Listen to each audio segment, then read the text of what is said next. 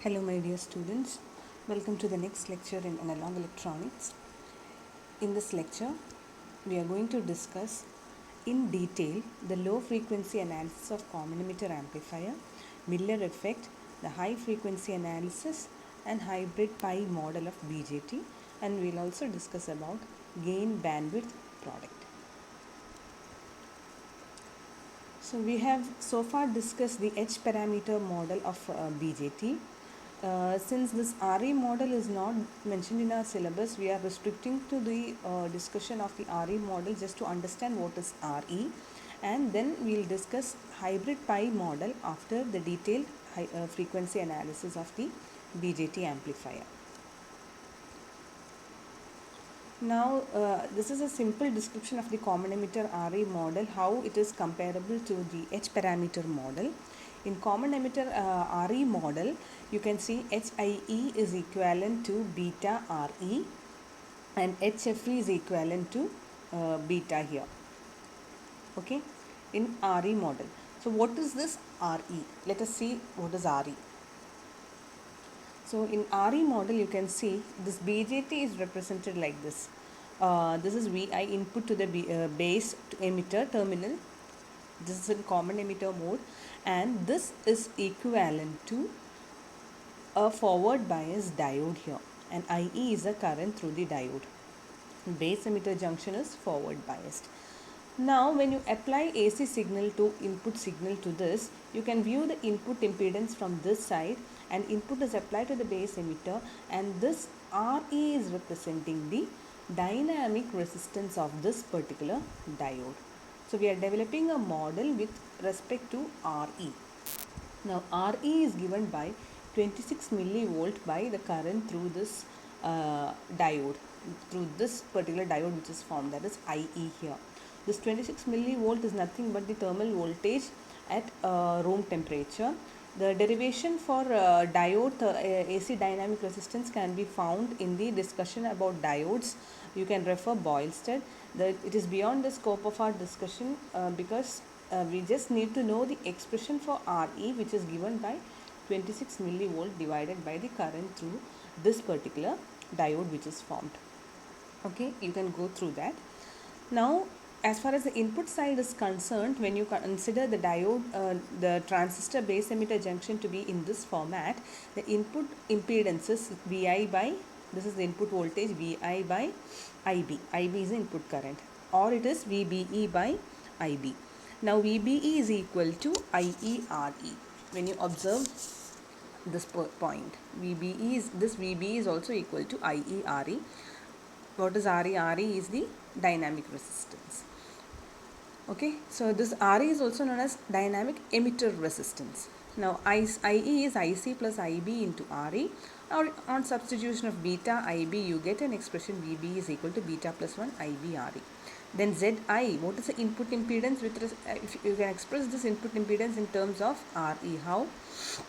You can see ZI is VBE by IB, or it is equal to beta plus 1 IB RE by IB. Cancel these IB, you will get an expression ZI is equal to beta plus 1 RE, or it is equal to beta RE. We need this to know this expression of input impedance in terms of RE, because it is used further in the analysis, the frequency analysis. Okay, so that much idea about RE model is sufficient for our further discussions. Now this frequency response, you are already familiar with the theory behind this decrease of the gain below the lower cutoff frequency and above the higher cutoff frequency, that is FL and FH. Now we have to see in detail the effects of these capacitors on the lower cutoff frequency, and the capacitances and dependence of gain etc. on the higher cutoff frequency. We'll see that in detail. Before that, what is bandwidth? Bandwidth is the difference between this FH and FL. So here you have this AV mid, or the gain, which is constant in the mid frequency region, and it is decreasing to minus 3 decibel, decreasing by minus 3 decibel at the cutoff frequencies, and then the gain goes on decreasing. And this frequency, as I have already mentioned in the lecture number 10, these are the half power frequencies. So our power is reduced by half when the voltage gain is reduced by 1 by root 2. Okay. Now let us start with the detailed analysis of low frequency response. So we have to examine the impact of the capacitors CS, CC and CE each independently. The coupling capacitor, input coupling capacitor is marked as CS, the output coupling capacitor is CC and this is CE. So these are considered to be short circuited in the mid frequency analysis. When we developed the H parameter equivalent model, we considered these capacitors to be short circuited at those frequencies. But at low frequencies, these come into picture to reduce the gain. Okay. Now this common emitter amplifier circuit is represented, the input side is represented like this. We are going to study the find the lower cutoff frequency by considering each of these capacitances independently. Considering all these three together to find frequency is a very tedious process. So we are splitting the analysis into three. First we are analyzing the input capacitor. Okay. So what is the input resistance which is seen from this side when we consider this capacitance alone? So you can see Ri is R1 parallel to R2. This R1 and R2 form the parallel branch. We are going to do the AC analysis here. And that is parallel to the input resistance. What is the input resistance? We have just derived with respect to this transistor. If you are doing the dynamic analysis or the AC analysis, the input resistance is nothing but beta Re. Re is this is beta Re. Re is the emitter dynamic resistance from the Re model. Okay. Why haven't we considered this particular capital Re? Because when we are considering this CS alone, we are assuming that this is short performing their functions, or CE is short circuiting this Re. We are assuming like that, and we are considering the input. So the input is impedance of this transistor alone, or Zi of the transistor alone is beta Re in parallel with the voltage divider biasing components. Okay. Now you got an RC circuit here, isn't it? We have got an RC circuit here. Now the cutoff frequency defined by CS. How will you find out the cutoff frequency? That is the in the frequency response, we are going to find out this cutoff frequency because of this first capacitor CS. That is why we are marking this as FLS. So VB by VI. What is VB by VI? This voltage. As far as this RC network is concerned, this is the output. VB is output and VI is the input. So VB by VI is given by Ri by Ri minus JXS. You can solve the network. Okay. So this Ri is the input, is the impedance seen from this side. So here you see XCS by Ri. If you simplify, you get an expression 1 by 2 pi f Ri CS. Okay. Now this expression, if you see, if this magnitude is equal to 1, the magnitude of this VB by VI, or this gain, is 1 by root 2. So the frequency at which this XCS by Ri equal to 1 is the cutoff frequency, isn't it? So FLS will be equal to 1 by 2 pi Ri CS. That is when XCS is equal by Ri equal to 1. That is a condition when the gain VB by VI will come to, that is the magnitude of this particular gain will become 1 by root 2. So you see this FLS is determined by the value of CS and Ri, or the voltage gain is that I have just mentioned. This VB by VI is equal to 1 by 1 minus J FLS by F. What is FLS? FLS is 1 by 2 pi Ri CS. I hope it is clear. Now this is the cutoff frequency determined by CS alone. Similarly, we can find the cutoff frequency or the impact of the capacitors CC and CE.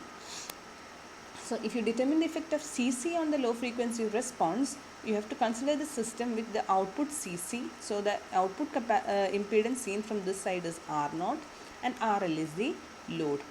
And from the equivalent circuit, you know this R0 is nothing but you have this R0 parallel to RC, output impedance of the output resistance of the transistor parallel to the collector resistance, and this is in series with CC and parallel to which is in and you have the RL also here.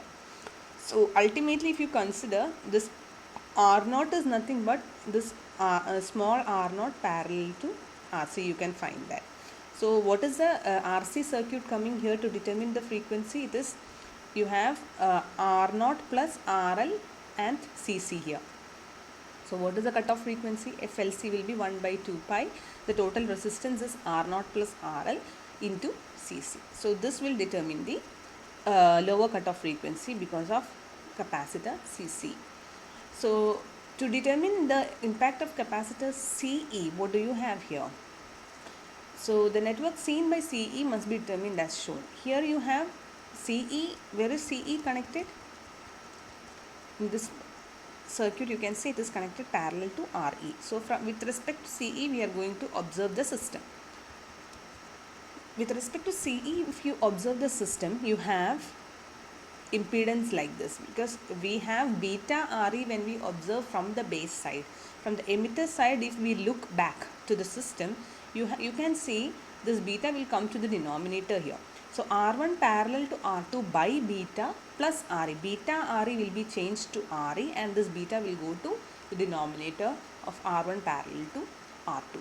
So as far as this circuit is concerned, what is capital RE? Capital RE is the combination of this particular term in parallel with this RE. RE is the emitter resistance.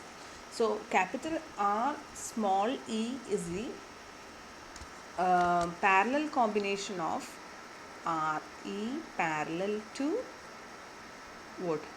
R1 parallel to, excuse me, okay, I'll write down here. What is RE? RE is the parallel combination of R1 plus parallel to R2 by beta plus RE. Okay, so finally this RE and CE is determining FLE. So before we move on, we can just give a conclusion about the low frequency analysis. So independent analysis of CC, CS and CE is giving you three frequencies: FLS, FLC and FLE. So ultimately these three together is affecting the lower cutoff frequency of the frequency response, or the highest among these three will give you the lower cutoff frequency of the frequency response of the BJT amplifier. Okay.